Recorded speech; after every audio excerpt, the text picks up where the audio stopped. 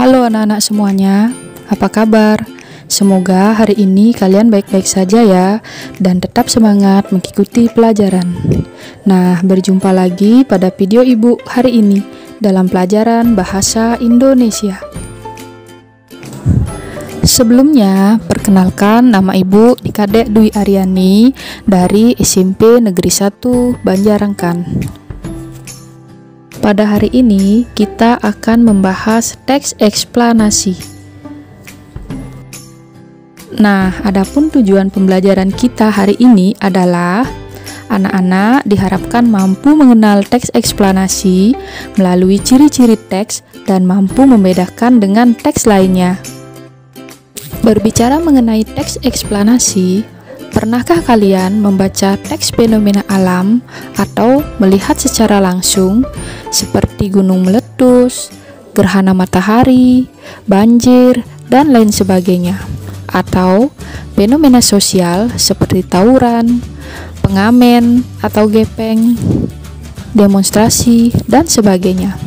Atau bahkan pernah juga membaca teks fenomena budaya seperti musik tradisional, wayang, upacara keagamaan, dan lain sebagainya. Nah, tahukah kalian bagaimana peristiwa-peristiwa tersebut bisa terjadi? Proses terjadinya sesuatu itu dapat dijelaskan dalam teks eksplanasi. Untuk itu, marilah kita bahas bersama-sama. Teks eksplanasi ditulis untuk menjawab pertanyaan bagaimana dan mengapa. Lalu, apa yang dimaksud dengan teks eksplanasi? Teks eksplanasi adalah teks yang menjelaskan proses terjadinya peristiwa atau fenomena alam, sosial, dan budaya. Nah, pada video awal tadi sudah dijelaskan beberapa contoh-contoh dari fenomena alam, sosial, dan budaya. Nah, sekarang silakan anak-anak tulis pada kolom komentar contoh-contoh lain dari fenomena alam, sosial, dan budaya. Selanjutnya, kita akan pelajari ciri-ciri dari teks eksplanasi. Ciri-ciri teks eksplanasi secara umum ada 4. Yang pertama, mengusung sebuah topik yang berkaitan dengan suatu fenomena, yaitu suatu fenomena alam, suatu fenomena sosial, dan fenomena budaya.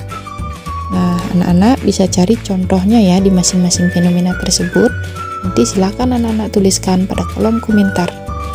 Selanjutnya, ciri yang kedua yaitu kalimat-kalimat setiap paragraf berdasarkan fakta.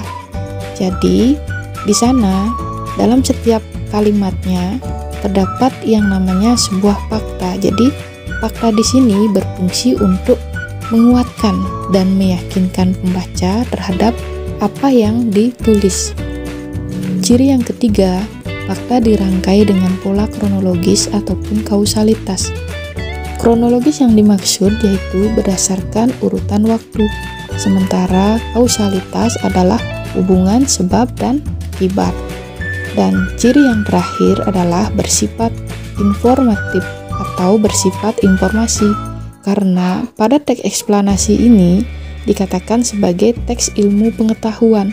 Artinya, setelah anak-anak membaca teks tersebut, anak-anak memiliki sebuah pengetahuan mengenai proses terjadinya peristiwa atau proses terjadinya fenomena-fenomena alam, sosial, maupun budaya.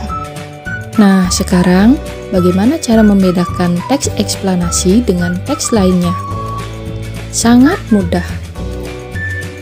Teks eksplanasi di dalamnya terdapat proses terjadinya sesuatu yang ditulis berdasarkan hubungan sebab dan akibat atau berdasarkan urutan waktu. Sementara pada teks lainnya hanya berupa penjelasan biasa atau penjelasan umum. Mudah bukan? Selanjutnya, sebagai pemahaman, silakan anak-anak perhatikan latihan berikut.